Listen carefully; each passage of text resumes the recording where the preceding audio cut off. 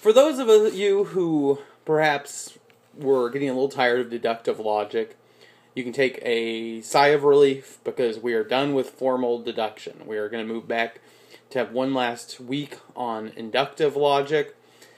Previously, this module had been part of the module that went with the informal logical fallacies, so it would have been go back for a few weeks to inductive logic because informal fallacies are a type of inductive logic.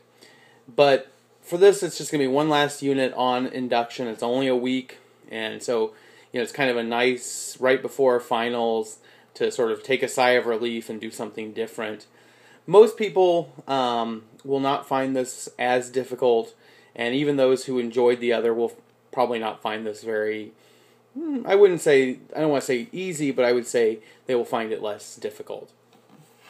Now, as far as this unit goes, you can read the textbook if you wish, but I would sort of direct you towards the lessons that are available online. That should be sufficient for you to do well. Those lessons were actually put together by the previous instructor, Marty Morris, who died last year, and he did an excellent job, and so I decided I would keep those, and I think that those serve themselves as a complete textbook, and so you won't need to look at the textbook. As far as this unit goes, just a few quick notes. This unit should be in some ways kind of a review unit because we have discussed inductive logic before. We talked about all the different types, like arguments based upon signs, predictions, arguments from qualified authority, things of that nature as inductive argument types. And this is just sort of a further exploration of that. So we have kind of gone into some detail on that, and this is going to go further.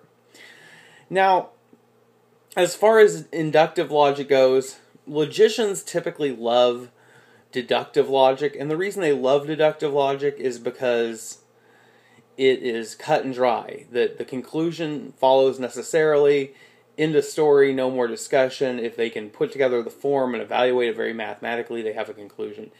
Inductive logic, on the other hand, isn't quite that clear and dry. If you have a really good argument and you assess it that way, you just have a probably true argument. And so, from a perspective of trying to prove a point, that's not necessarily as good or as strong as the other way. But the other side of the coin is most of us live in an inductive world. We don't know things with certainty, and we have to make predictions. And so most of us have an intuition or a gut feeling, and a lot of us have honed our inductive skills just via life. And so I would say that in some ways that makes this a lot easier for a lot of people because, you already just have a gut feeling. Now, as far as it goes, this chapter will create some methods and some theories about how to assess and go through that inductive process. And that's positive because it helps to kind of help us think about how our own thinking processes work in these. It also is negative in that, perhaps some of us, we already feel like, it's like explaining a joke. I mean, I already know how the joke works. You kill it in the process. So, that's got its positives and negatives, but that's what we'll be doing.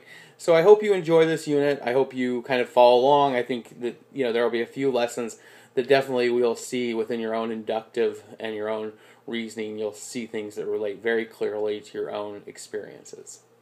As always, if you have any questions, please do not hesitate to contact me. Thank you.